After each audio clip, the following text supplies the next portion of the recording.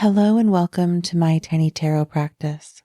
I'm Amelia Ruby, and on this show, I journey with you through the tarot, moving card by card, in this season through the major arcana.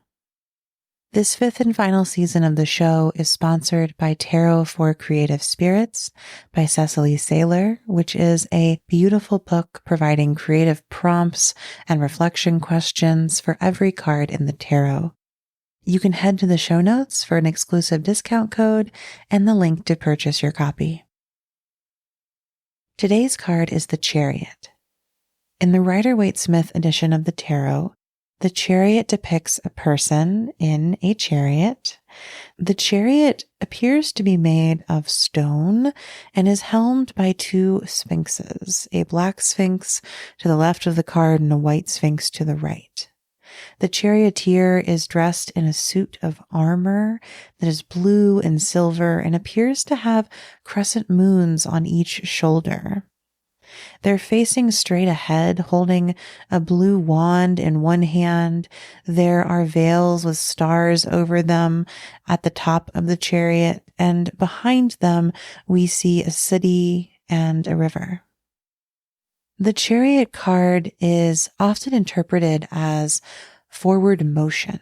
It is a card of moving from here to there and the willpower that makes that happen. In 78 Degrees of Wisdom, Rachel Pollack points out that the imagery of the Chariot card in the Rider-Waite-Smith edition of the tarot actually includes many of the images or images from all of the cards that come before it. She writes, the wands and symbols indicate the magician. The water, sphinxes, and veils symbolize the high priestess. The stars on his canopy recall the empress's crown. The city symbolizes the emperor. The shoulder plates symbolize the hierophant. And the lingam and yoni symbolize the lovers. And that leads Rachel Pollack to argue that the Chariot is the final card in what she refers to as the first line of the tarot, which is the journey to individuation. So with the Chariot, we have the ego coming into its fullness. We have personal maturity. But that, of course, isn't the end of the journey.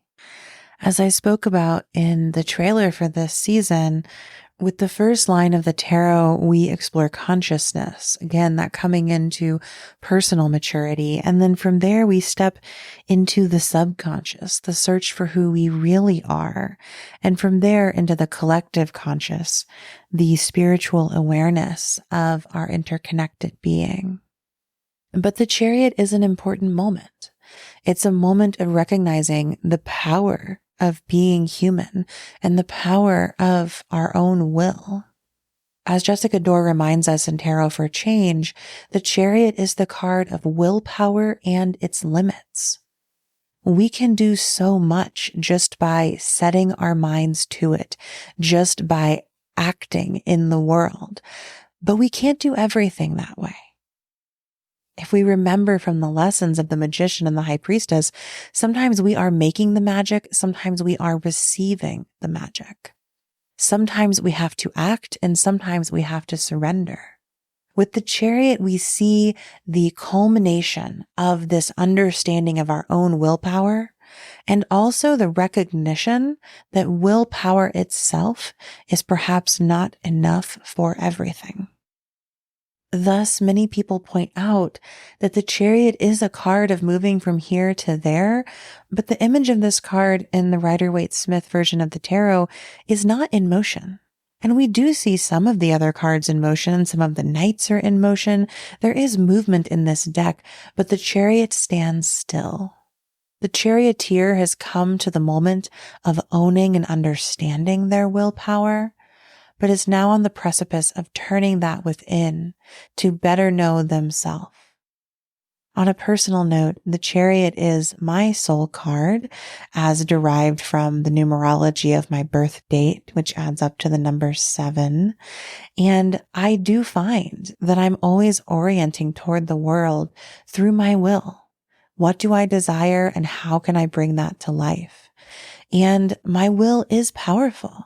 I very often can decide I want something and go get it. But not always. there are also so many moments of grief and rejection and sadness in life that my will has no hold over.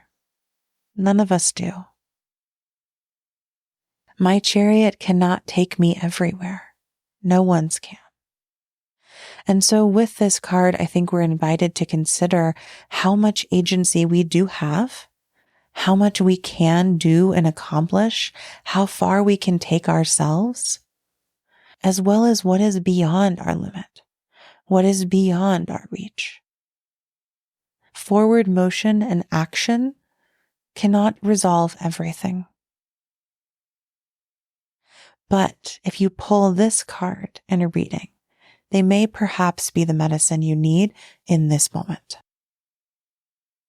Thank you so much for listening to this episode of my Tiny Tarot Practice. This season of the show is sponsored by Tarot for Creative Spirits by Cecily Saylor, and I hope that you'll head to the show notes to get your exclusive discount code and purchase a copy of the book. Until next time, I wish you a swift path forward, carried by the Sphinxes and the chariot.